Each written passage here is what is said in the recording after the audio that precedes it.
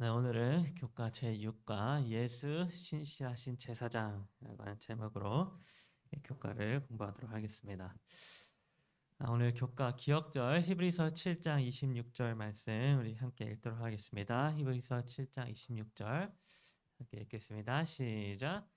이러한 대제사장은 우리에게 합당하니 거룩하고 악이 없고 더러움이 없고 죄인에게서 떠나 계시고 하늘보다 높이 되시니라. 아멘. 여러분 혹시 이렇게 이런 여기 나와 있는 이 사진과 비슷한 그런 사진들을 혹시 보신 적이 있으십니까? 이 사진은 입을 벌린 악어의 이빨 사이로 이 악어새가 날아와서 악어새의 이빨 사이에 낀 음식을 먹으면서 이 악어의 입을 청소해주고 있는 그런 모습의 사진인데, 저는 어렸을 때 학교에서 뭐 이러한 사진을 보여주면서 이 악어라고 하는 동물과 악어새는 서로가 이렇게 도움을 주는 그런 공생 관계이다라고 이렇게 제가 배워왔었습니다. 그런데 여러분, 사실은 이 악어와 악어새가 서로 도움을 주는 공생 관계라고 하는 것이 완전히 잘못된 상식이라고 하는 사실을 여러분 혹시 알고 계셨습니까? 여러분, 악어가 이렇게 입을 벌리고 있는 것은 자신의 이빨을 청소하거나 먹이를 유인하기 위한 것이 아니라고 합니다. 악어는 땀샘이 입 안에 있는데, 그래서 기온이 높을 때에 이 땀을 밖으로 배출해서 자기의 체온을 낮추기 위하여 입을 이렇게 벌린다고 합니다. 그러니까 자기 입을 청소하기 위해 입을 벌리는 게 아니라고 하는 것입니다. 무엇보다도 악어는 그 악어의 이빨이 빠지거나 혹시 부러지거나 혹시 썩어도 금세 이빨이 다시 자라나는데, 그렇게 악어는 일생 동안, 악어의 일생 동안 대략 3,000개가 넘는 이빨이 다시 이렇게 새로 자라난다고 합니다. 그러니까 악어는 굳이 악어의 이빨의 음식물 찌꺼기를 제거해줄 누군가를 필요로 하지 않는다고 하는 것입니다. 혹 이가 썩어도 금방 다시 이가 자라나기 때문에 치아를 관리를 할 필요가 없다고 하는 것입니다.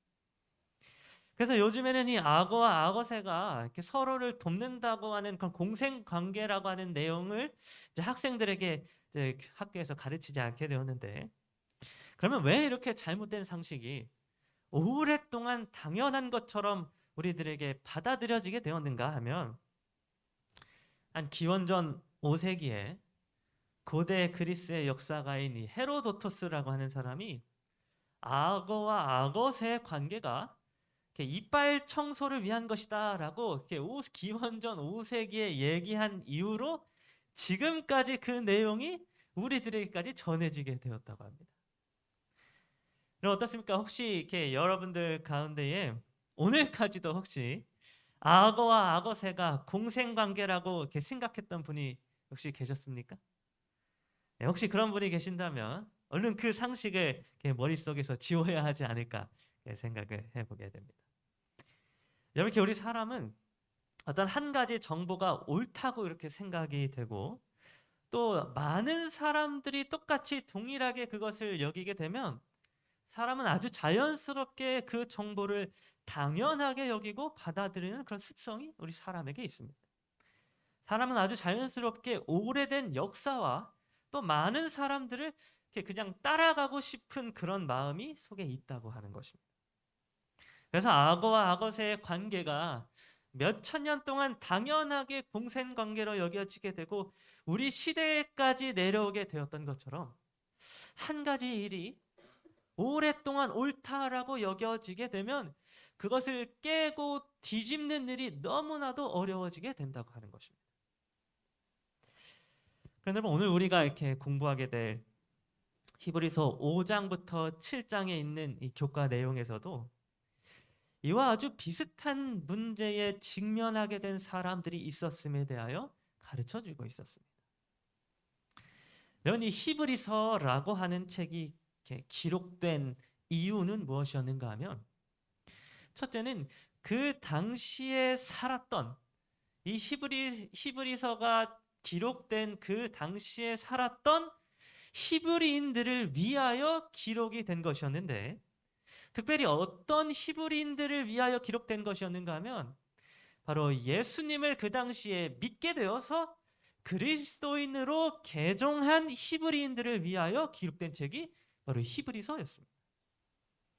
여러분, 당시에 예수님을 메시아로서 믿게 된 히브리인 출신 성도들이 교회 안에 이렇게 새롭게 들어오게 되었는데 그들에게 아주 큰 문제가 발생을 하게 되었습니다. 그건 어떤 문제였는가 하면 바로 아주 오랫동안 당연하게 여겨왔던 속죄 사업에 대한 문제였습니다.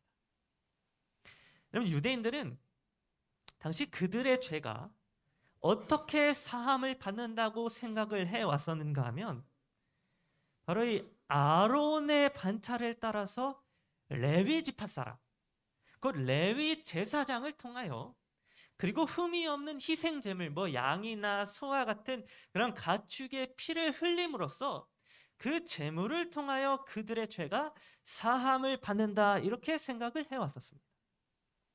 이거는 아주 오래전부터 하나님께서 이스라엘 백성들에게 가르쳐 주신 어떤 속죄 사업의 그런 모양이었습니다. 그래서 유대인들은 정말 오래전부터 이와 같은 방법으로 레위 제사장과 희생 제물을 통하여 그들의 죄가 사함을 받는다고 그 생각을 해왔던 것입니다. 그런데 어느 날 갑자기 예수 그리스도라고 하는 메시아가 등장을 하였고, 이제 그 예수님을 그들도 이제는 믿기로 결심을 하긴 하였는데, 그리스도인들이라고 하는 그런 사람들이 이제는 속죄 사업에 있어서 죄가 사함을 받기 위해서는 레위 지파 제사장이 우리에게 더 이상 필요가 없고 양이나 소와 같은 희생 제물이 더 이상 필요가 없다고 이야기를 하는 것입니다. 여러분이 만약에 이때 이 시대에 개종을 하게 된 히브리인이었다고 한다면 여러분 이때 이 일을 어떻게 생각을 하셨겠습니까? 아주 오랫동안 몇천 년 동안 아주 당연하게 여겨왔던 레위 지파 제사장과 희생 제물이 이제는 없어도 죄 사함을 받을 수 있다고 하는 이야기를 여러분은 곧바로 받아들이고 수긍을 잘 할 수 있었겠습니까? 여러분, 그것은 정말로 어려운 일일 것입니다. 자신의 부모님과 또 조상님들이 오랜 시간 동안 믿어왔던 하나의 사실을 깨버리고 새로운 진리를 받아들인다고 하는 것은 결코 쉬운 일이 아닌 것입니다. 그래서 아마 당시에 이 문제로 인하여 개종한 히브리인들 간의 다툼이 일어났고 또 서로의 주장이 옳다고 하여서 교회에 분란이 일어나게 된 것 같습니다. 그런데 바로 이때에 이와 같은 교회가 직면한 문제를 해결하기 위하여 히브리서를 기록한 히브리서 기자는 히브리서 5장부터 7장에 걸쳐서 그 내용을 자세하게 기록해 주었습니다. 히브리서 기자는 왜 우리가 이제는 이 레위 지파 제사장이 필요가 없게 되었고 또 양이나 소와 같은 희생 제물이 더 이상 필요가 없게 되었는지에 대하여 히브리서 5장부터 7장에 걸쳐서 이렇게 기록을 해주고 있는 것입니다.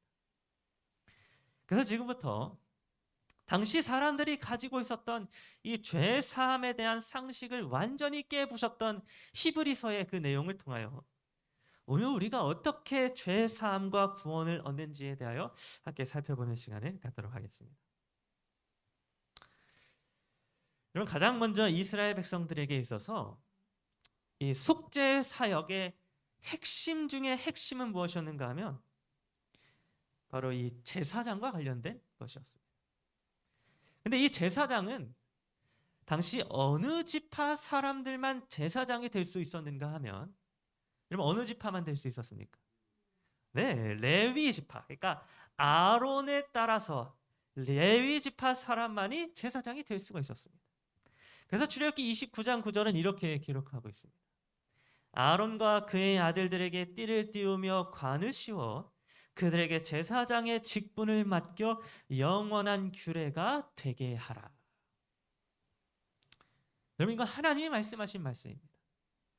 그래서 이 말씀 때문에 아론 이후로 제사장 직분은 레위 지파 사람들에게만 주어지게 되었습니다. 그래서 이스라엘 백성들은 이때로부터 아주 오랜 시간 동안 제사장이다 하면 다 레위 사람이 되어야만 했던 것입니다. 그런데 여러분, 예수님은 어느 지파 사람이었습니까? 네. 여러분, 예수님은 제사장 직분과는 아무런 상관이 없는 유다 지파 사람이었습니다. 예수님은 유다 지파 사람으로 이 땅에 오셨기 때문에 이스라엘 사람들이 볼 때에는 도무지 예수님은 제사장 직분을 감당할 수 없는 분이었던 것입니다. 아무리 예수님이 구원자이고 메시아라 할지라도 예수님이 대제사장이 되어서 죄인의 죄를 사하신다고 하는 이런 개념은 당시 유대인들에게서는 도저히 이해하기가 힘든 그런 내용이었던 것입니다. 그런데 이때 히브리서 기자는 히브리서 5장 5절과 10절에서 이렇게 기록해 주었습니다. 또한 이와 같이 그리스도께서 대제사장 되심도 스스로 영광을 취하심이 아니요 하나님께 멜기세덱의 반차를 따른 대제사장이라 칭하심을 받으셨느니라. 여러분, 히브리서 기자는 우선 예수 그리스도께서 대제사장이 되셨다 이렇게 먼저 선포를 해주고 있습니다. 그러면서 그리스도께서 대제사장이 되신 것은 그분 스스로가 대제사장이라고 주장하기 때문이 아니라 창조주 하나님께서 멜기세덱이라고 하는 제사장의 반차를 따라 예수님을 대제사장이라고 칭하셨기 때문이다라고 그렇게 설명을 해주고 있습니다. 여러분, 이게 무슨 말인가 하면 지금 히브리서 기자는 예수님이 대제사장이 되셨다고 하는 사실을 증명하기 위하여 지금 하나님의 권위를 내세우고 있습니다. 하나님께서 자신의 뜻을 따라 레위 지파 사람도 아닌 유다 지파 사람 예수님을 대제사장이라 칭하셨다고 하는 것입니다. 그러면서 그 사실에 대한 증거로 히브리서 기자는 구약 성경의 말씀을 하나 인용을 했는데 히브리서 5장 6절은 이렇게 기록해 주고 있습니다. 이와 같이 다른 데서 말씀하시되 네가 영원히 멜기세덱의 반차를 따르는 제사장이라 하셨으니. 여러분, 이 말씀은 히브리서 기자가 여기 다른 데서라고 하는 말이 어디를 표현하고 있는 건가 하면 시편 110편 4절에 있는 말씀을 인용하고 있는 그런 말씀입니다. 구약 성경 시편 110편 4절에는 여기 이 말씀과 똑같은 말씀이 기록되어져 있는데 너는 멜기세덱의 서열을 따라 영원한 제사장이라 하셨도다 라고 하는 말씀이 여기 시편 110편 4절에 기록이 되어져 있습니다. 여러분, 이 말씀은 예언의 말씀이었는데 훗날 메시아가 되시는 예수 그리스도께서 멜기세덱의 반차를 따라 영원한 제사장이 되실 것이라고 하는 그 예언이 구약 시대에 시편 110편 4절에 이미 선포가 되어져 있었다고 하는 것을 히브리서 기자가 지금 인용해서 기록해주고 있는 것입니다. 여러분, 이 멜기세덱이라고 하는 사람이 누구입니까? 여러분, 이 멜기세덱이라고 하는 사람은 누구인가 하면 창세기 14장에서 등장한 살렘이라고 이름하는 한 지역의 왕이자 제사장이었던 사람이었습니다. 이 멜기세덱은 아브라함에게 11조를 받고 아브라함에게 축복을 빌어주었던 그런 사람이었는데 여러분, 한번 생각해 보시기 바랍니다. 아브라함이라고 하는 사람이 누굽니까? 이스라엘의 조상입니다. 그런데 그래서 모세보다도 더 먼저 된 사람이었고 12지파보다도 훨씬 더 먼저 된 사람, 더 높은 사람이 바로 아브라함이라고 하는 사람이었습니다. 그런데 그렇게 높고 높은 시조 아브라함이 제사장으로 섬기고 인정했던 사람이 누구였는가 하면 바로 멜기세덱이라고 하는 제사장이었습니다. 그렇다면 여러분, 멜기세덱의 반차를 따라서 예수님이 대제사장이 되었다고 한다면 예수님은 레위 지파보다 더 높이 있습니까? 아니면 더 낮은 위치에 있습니까? 예, 여러분, 예수님이 멜기세덱의 반차를 따라서 제사장이 되었다면 예수님은 당연히 아브라함의 후손이었던 레위 지파 사람들보다 훨씬 더 높은 직분을 가진 것일 수밖에 없는 것입니다.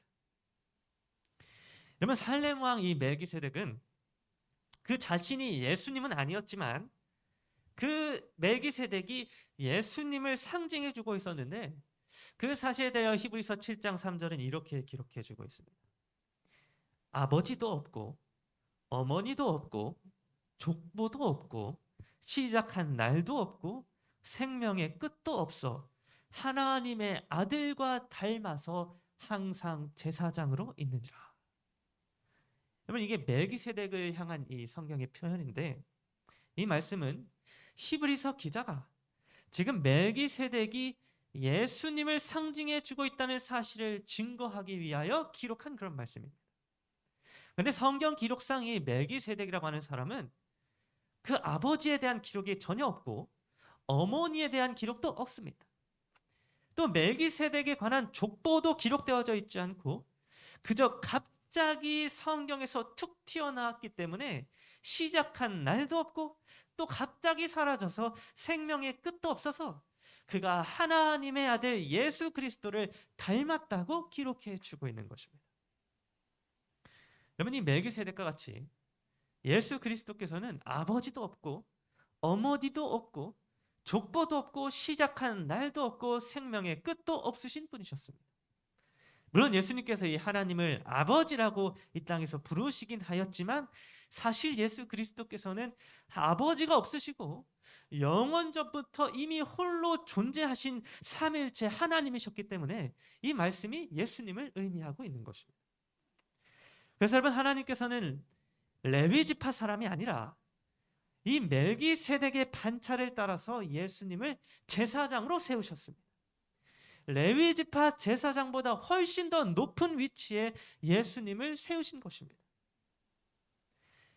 그러면 히브리서 기자는 그러면서 이 예수 대제사장이 인간 대제사장보다 훨씬 더 높으신 분이심을 주장하기 위하여 여러 근거들을 대는데, 그것들을 이렇게 다 종합하면 이렇게 볼 수 있습니다. 먼저 인간 대제사장은 연약한 사람이기 때문에 사람이라 무식하고 또 미혹이 되기 쉬운 사람이었습니다. 그렇기 때문에 인간 대제사장은 자기 자신이 연약한 죄인이기 때문에 자기 자신을 위하여서도 속죄제를 드려야만 하는 사람이었습니다. 또한 인간 대제사장은 자신이 인간이기 때문에 결국에는 죽을 수밖에 없는 사람이었습니다. 그러니까 죽게 되면 또 다른 제사장이 필요하고 그 제사장이 또 죽게 되면 또 다른 제사장이 이렇게 필요하다 보니까 여러 명의 제사장이 인간 대제사장에서는 필요를 했었습니다. 그리고 인간 대제사장은 매일마다 희생제물을 바쳐야만 했기 때문에 수많은 희생제물을 필요로 하였었습니다. 그런데 이와 다르게 인간 대제사장보다 뛰어나신 대제사장 예수 그리스도는 연약한 사람의 모습으로 오시기는 하셨지만 사탄의 시험에 승리하신 분이셨고 죄를 짓지 아니하셨기 때문에 자기를 위하여 속죄제를 드릴 필요가 없으신 분이셨습니다. 또한 예수 대제사장은 죽음에서 부활하셔서 영원히 우주를 통치하실 것이었기 때문에 그냥 하루만이 아니라 몇 년, 몇십 년이 아니라 영원히 제사장직을 수행하실 수 있는 분이셨습니다. 그래서 히브리서 7장 24절은 예수는 영원히 계심으로 그 제사장 직분도 갈리지 아니하느니라 라고 이렇게 말씀해 주고 있는 것입니다. 또 마지막으로 예수 대제사장은 그분 자신이 온전한 희생 제물, 곧 하나님의 어린 양이 되어 주셨기 때문에 그 온전한 제물을 십자가에서 단번에 드리심으로 날마다 새로운 제물을 하나님께 드릴 이유가 없어지게 되었습니다. 그래서 예수님은 유다 지파 사람이었지만 멜기세덱의 반차를 따라 우리의 대제사장이 되어 주셨으며 단번에 드려진 바 된 온전한 희생 제물이 되어 주심으로 오늘 우리들의 죄가 이 대제사장이신 예수 그리스도를 통하여 사함을 받을 수 있게 된 것입니다. 여러분, 사실 이 구약 시대에 있었던 모든 성소 제도와 또 제사장 직분과 또 번제를 드린 이런 모든 일들은 다 예수 그리스도를 상징해 주고 있었습니다. 그래서 이스라엘 백성들의 죄를 사하여 주었던 이 성소 제도는 장차 이 땅에 오셔서 십자가에 달려 죽으사 사람들의 죄를 사하여 주실 예수님의 모형이자 그림자에 불과하였던 것입니다. 그러므로 예수 그리스도라고 하는 그 원형 되신 분이 이 땅에 오셔서 십자가에 달려 죽으셨다가 부활하심으로 대제사장이 되어 주셨을 때에 이 땅에 있던 이 성소 제도, 모형과 그림자가 그 의미를 잃어버리게 되었던 것입니다. 여러분, 이때 당시에 개종을 했던 히브리인들이 이 히브리서를 통하여 이 사실을 처음 듣게 됐을 때 그 반응이 어땠을까요? 그들이 당장 양을 잡는 일을 탁 포기하고 레위 지파 제사장 직분을 무시하고 이제 당장 예수님께 죄 사함을 구하게 되었을까요? 아마도 이때는 두 가지 반응이 있었을 것입니다. 하나는 여전히 지나온 역사와 전통을 무시하지 못해서 예전에 했던 방식 그대로 양을 잡고 또 레위 지파 제사장을 통하여 죄 사함을 받기를 고수한 사람들이 있었을 것이고, 또 다른 하나는 영원한 대제사장이 되어 주시는 예수님께로 나아가 자신의 죄를 자백하고 죄 사함을 받는 자들이 당시에 있었을 것입니다. 그러면 오늘 우리 모두가 예수 그리스도께서 우리의 대제사장이 되어 주셨다고 하는 사실을 기억하게 되기를 간절히 바랍니다. 예수님이 우리의 죄를 사하실 만한 분명한 자격이 있으시며 우리를 위하여 온전한 희생 제물이 되어 주셨다고 하는 사실을 기억하게 되기를 간절히 바랍니다. 그래서 만일 우리가 우리 죄를 자백하며 그는 미쁘시고 의로우사 우리 죄를 사하시며 우리를 모든 불의에서 깨끗게 하실 것이요 라고 하는 이 요한일서 1서 9절에 기록되어진 이 말씀을 이 대제사장이신 예수 그리스도께서 우리에게 이루어 주실 줄을 믿고 예수 그리스도께 죄 사함을 받게 되는 그러한 저 여러분 모두가 되기를 간절히 바라면서 오늘 교각 공부를 마치도록 하겠습니다.